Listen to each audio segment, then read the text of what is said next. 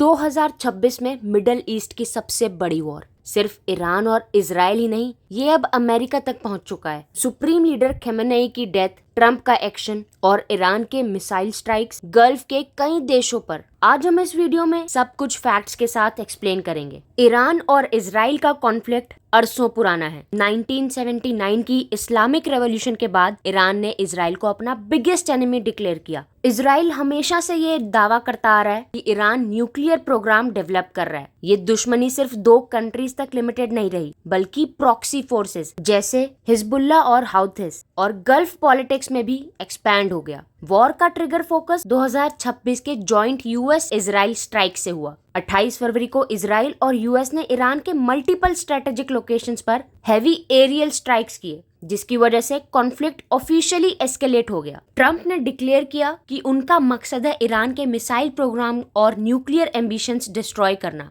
और ईरान का regime change करना। ईरान और ज्यादा ट्रिगर तब हुआ जब ईरान के supreme leader Ayatollah Ali Khamenei की डेथ कंफर्म हुई। यूएस और इजराइल एयर स्ट्राइक ने उनके ठिकानों पर अटैक किया। इसके अलावा और सीनियर लीडर्स जैसे अली शमखानी भी स्ट्राइक्स में किल्ड हुए और कुछ टॉप कमांडर्स भी मर गए, और ये उनके लिए मेजर लीडरशिप लॉस है। ट्रंप ने इसे अपनी विक्ट्री बताया और बोला कि एक निर्दयी लीडर मारा गया है। डोनाल्ड ट्रंप ने डायरेक्ट वॉर को सपोर्ट किया और स्ट्राइक्स को लीड किया। उनका क्लेम था कि ईरान मल्टीपल अटेम्प्ट्स में यूएस या यूएस लीडर्स को हार्म करना चाहता था, जिसके बेसिस पे उन्होंने एक्शन ऑर्डर दिया।